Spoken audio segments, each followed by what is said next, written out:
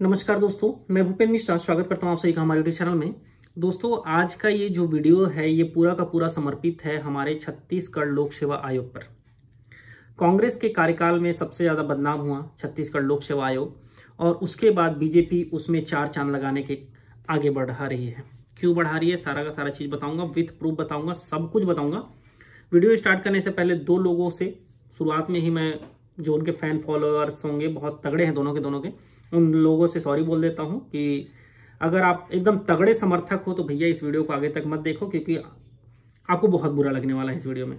पहला नाम है प्रदीप जोशी जी। ठीक है, कौन थे प्रदीप जोशी जी, क्या क्या चीज है, सारा का सारा चीज और कैसे सीजीपीएससी से उनका लिंकअप है, सारा चीज आज के इस वीडियो में देखेंगे। दूसरा है छत्तीसगढ़ के वित्त मंत्री श्री ओपी चौधरी जी। ठीक है, जो भी उनके अच्छे, देखो उनको बहुत अच्छा खासा फैन फॉलोइंग है हमारे छत्तीसगढ़ में ना, पहले बता दूं। लेकिन इस वीडियो के बाद आप सभी को सीजीपी जो हमारे ओपी चौधरी जी हैं उनके ऊपर भी जो भरोसा है वो डगमगाएगा और उनको भी आप उतना अच्छा नहीं बोलोगे। फिलहाल सोशल मीडिया में सीजीपीएससी के कारण ओपी चौधरी जी को वैसे भी लोग गाली दे रहे हैं। ठीक है, तो वीडियो शुरुआत करते हैं। सबसे पहले हम सभी शुरू करते हैं डॉक्टर प्रदीप जोशी जी से। ठीक है, हर एक चीज कहां से सोर्स है वो सारा का सारा चीज बताऊंगा। ठीक है, क्योंकि बड़े बड़े लोगों का अगर नाम लेना है तो बिना सोर्स के लोगे तो फंसने का दिक्कत रहता है। ऐसे मुझे बहुत सारे लोगों ने समझाया है, तो विद सोर्स चलते हैं। सबसे पहले जनसत्ता का रिपोर्ट है। ठीक है, जो डॉक्टर प्रदीप जोशी जी के बारे में ही क्यों शुरुआत कर रहे हैं। सीजीपीएससी के वो अध्यक्ष भी रह चुके हैं और अभी वर्तमान में वो क्या चीज है, हमारे जो ओपी चौधरी सर है, ठीक है, वो सीजीपीएससी का सिलेबस चेंज करवाना चाहते हैं और उस सिलेबस में क्या डलवाना चाहते हैं वो सारा का सारा चीज थोड़ा आगे रहेगा वीडियो में। मुद्दे पर आते हैं। फिलहाल एनटीए चेयरमैन, ये एनटीए मतलब क्या है, जो अभी नीट का जो घोटाला हुआ ना, अभी भी देखो बीजेपी ने उनको क्लीन चिट दे दिया है कि नीट में कोई घोटाला नहीं हुआ। ठीक है, और एक चीज थोड़ा सा और बता देता हूं, जो धर्मेंद्र प्रधान जी हैं उन्होंने एक्सेप्ट भी किया है कि हाँ नीट परीक्षा में कुछ ना कुछ धांधली हुआ है, कुछ ना कुछ घोटाला हुआ है। लेकिन फिलहाल बीजेपी ने क्लीन चिट दे दिया है कि नहीं, नीट में कुछ भी घोटाला नहीं हुआ है और एक आगे का अलग से एग्जाम कंडक्ट कराने वाला, अलग अलग चीजें चल रही है। नीट पे हम लोग नहीं जाते, मेन मुद्दे पर आते हैं। तो ये वही डॉक्टर प्रदीप जोशी जी हैं जो नीट के चेयरपर्सन हैं, चेयरपर्सन इन द अध्यक्ष है। ठीक है, और खुफिया रिपोर्ट ने बताया है इनको अटल बिहारी वाजपेयी और मुरली मनोहर जोशी से संबंध, साथ ही साथ आरएसएस से भी संबंध है। अब वो जो खुफिया रिपोर्ट है वो सीधा सीधा आपको रिपोर्ट ही दिखा रहा हूं मैं, रिपोर्ट को अच्छे से देखिएगा। ये है गोपनीय, ऊपर में लिखा हुआ है, थोड़ा सा आप सभी को ब्लर दिख रहा होगा, पहले बता दूं। ठीक है, और ये प्रति श्री इकबाल सिंह बैस जी, सचिव मुख्यमंत्री सचिवालय भोपाल, मतलब उस समय शिवराज सिंह जो थे एमपी के मुख्यमंत्री, उनके सचिव थे श्री इकबाल सिंह बैस जी। इन्होंने दूरभाष पर कुछ जानकारियां मांगी थी। ठीक है, तो उन जानकारियों को क्या किया गया है, बताया गया है। ठीक है, तो पहला पॉइंट हमारे किसी काम का नहीं है, मैं दूसरे पॉइंट पर आता हूं। वो है प्रोफेसर प्रदीप कुमार जोशी, उम्र 48 वर्ष, प्रोफेसर के पद पर रानी दुर्गावती विश्वविद्यालय में पदस्थ हैं। करीब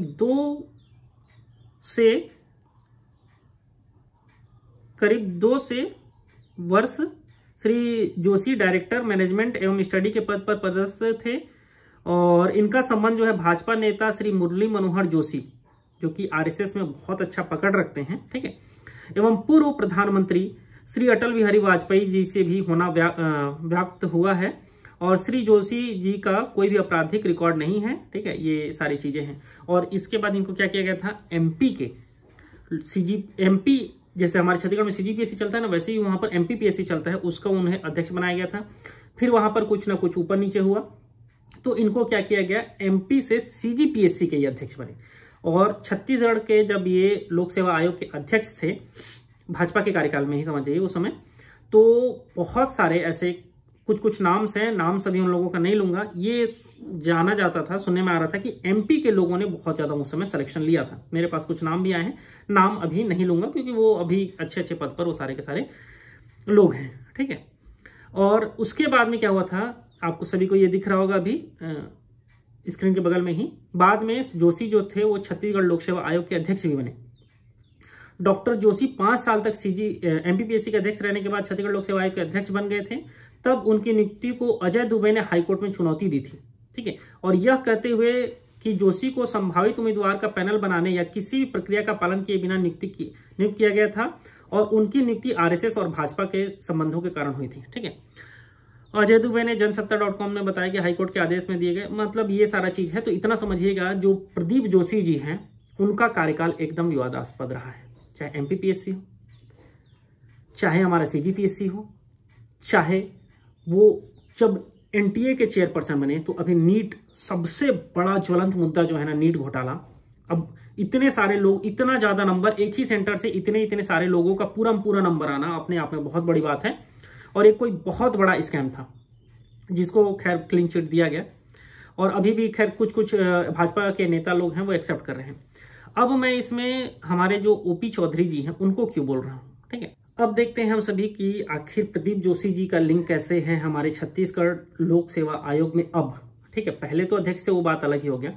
अब कैसे उनका रोल है और कैसे इसमें ओपी चौधरी जी का इन्वॉल्वमेंट दिखेगा। देखो, सबसे पहला चीज तो आप सभी को स्क्रीन के बगल में दिख रहा होगा, दैनिक भास्कर का ही रिपोर्ट है। यूपीएससी की तर्ज पर परीक्षा कराने सीजीपीएससी ने बनाया आयोग, और उस आयोग के अध्यक्ष किसको रखा गया है? डॉक्टर प्रदीप जोशी। कब का डेट है? ये लगभग 3 महीने पहले का है। आप सभी को दैनिक भास्कर का हर एक चीज आपको दिखेगा। और परीक्षा में पारदर्शिता लाने और सुझाव देने और वार्षिक कैलेंडर बनाने का कैसे इंसान को रखा गया है, जिसका खुद का कार्यकाल पूरा दागदार है। अब बात आते हैं हम सभी ओपी चौधरी जी के ऊपर। ओपी चौधरी जी घूम करके जगह जगह ये बोलते रहे कि सीजीपीएससी में घोटाला हुआ है, सीजीपीएससी में ये हुआ है, सीजीपीएससी में वो हुआ है, ठीक है। वहां तक सही था, हम भी उस समय वीडियो बना रहे थे, उनके बोलने से पहले मैं वीडियो बना रहा था, ठीक है। उसके बाद क्या हुआ? ओपी चौधरी जी नेता बने। नेता बनने के बाद ये हुआ कि हाँ, छत्तीसगढ़ में सीबीआई का एंट्री हो गया, छत्तीसगढ़ में ये हो गया, वो हो गया। हुआ कुछ नहीं। एक मुंह पर इतना बड़ा लेटर फेंक के मारा ना सीजीपीएससी कि सबका स्वाहा। अब कोई सीजीपीएससी के ऊपर कुछ नहीं बोल रहा है। सीजीपीएससी अगर इतना बड़ा लेटर, हो सकता है कि वो सिर्फ और सिर्फ दैनिक भास्कर को डराने के लिए ही दिया हो, ठीक है, कि दैनिक भास्कर ये सब छापना बंद कर दे, लेकिन दैनिक भास्कर छापना बंद नहीं किया, उल्टा उस लेटर को ही अपने ही पोर्टल में डाल दिया, समझिएगा। तो दैनिक भास्कर तो हिम्मत दिखा रहा है, लेकिन हमारे जो छत्तीसगढ़ के जो नेता हैं वो किससे डर के बैठ गए भैया? किससे डर लग रहा है आपको? क्या आपको कुछ अच्छा खासा रकम सही में मिल गया है, जैसे सारे के सारे लोग आरोप लगा रहे हैं, ठीक है, जो छत्तीसगढ़ के जो नेता थे, ठीक है। खास करके मैं ओपी चौधरी जी का ही नाम हर बार इसीलिए ले रहा हूं क्योंकि उस समय जो सबसे ज्यादा एक्टिव बंदा था वो था भाजपा की तरफ से ओपी चौधरी, ठीक है। और आज के डेट में देखोगे तो वो एकदम जैसे एक नेता होते हैं ना। एक चीज याद रखो कि आपको 5 साल बाद, आप एक बार हारे थे सर, ठीक है, उसके बाद आपको रायगढ़ से जीता है, लेकिन अगर आपका ऐसा ही कार्यकाल रहा तो आप फिर से हारोगे। और हारने का कारण सिंपल रहेगा, जो युवाओं का जो आक्रोश है वो आपको ले डूबेगा। तो इसलिए आपको कम से कम, अगर सीबीआई जांच के लिए बोले थे तो सीबीआई जांच करवा तो दो। और मेरे जो सोर्स बता रहे हैं ना, ये जो बंदे थे, जो बड़े बड़े लोगों के रिलेटिव्स थे, उन लोगों ने अपने लिए अच्छा सा वकील कर लिया है, ठीक है। और वो हाई कोर्ट, उसके बाद सुप्रीम कोर्ट से अपना सिलेक्शन के लिए गुहार करेंगे और उनको मैक्सिमम चांस से मिल भी जाएगा। क्योंकि अगर आप लोग कुछ नहीं करोगे तो उनको मिलेगा ही मिलेगा। हो सकता है आप लोगों को भी कुछ दान दक्षिणा मिल गया हो, इसलिए आप सभी चुप होंगे। ये सीधा सीधा मैं बोल रहा हूं भाजपा के नेताओं को, जिसको इसको समझना वो समझ सकते हैं। क्योंकि अगर आप लोगों ने कहा था तो किया क्यों नहीं, और अगर किया नहीं तो क्या करना चाह रहे हो। और एक चीज, प्रदीप जोशी जैसे इंसान को, जिनके ऊपर इतने सारे दाग लगे हैं, उनको आप तो ये फिर से कमेटी में जोड़ रहे हैं, तो ये कहीं ना कहीं गलत है। और प्रदीप जोशी जी को हमारे छत्तीसगढ़ से एक बार बाहर चले गए हैं तो उनको बाहर ही रहने दीजिए। वो यूपीएससी तक चले गए हैं, ठीक है, अलग अलग जगहों पर हैं, लेकिन हमारे छत्तीसगढ़ में फिलहाल उनकी जरूरत नहीं है, क्योंकि उनका जो कार्यकाल रहा है वो विवादास्पद रहा है। तो विवादास्पद आदमी को ना ला करके किसी ऐसे इंसान को लाइए जिसका कार्यकाल एकदम साफ सुथरा हो, ठीक है, और जो कम से कम आईएएस तो हो, समझिएगा, ठीक है। बाकी ओपी चौधरी जी के बारे में भी सुनने को मिल रहा है कि वो जो सिलेबस में सुधार किससे करवा रहे हैं पता है, मतलब उसके लिए एक किससे बात कर रहे हैं, ये सिर्फ मेरे सोर्स हैं वो बता रहे हैं, हो सकता है ये बातें गलत भी हों। जो प्राइवेट कोचिंग वाले हैं उनसे बात कर रहे हैं, ठीक है, कोचिंग वालों का नाम नहीं लूंगा, उन कोचिंग वालों से कि भाई हाँ, सिलेबस में कैसा करवाना चाहिए, क्या करवाना चाहिए, क्या क्या करें। भाई किसी अच्छे रेपुटेड कोचिंग से अगर बात करेंगे तो ज्यादा अच्छा होगा, ना कि ऐसे कोई चना मुरा टाइप का कोचिंग क्लासेस होगा उससे बात करने के लिए, ठीक है।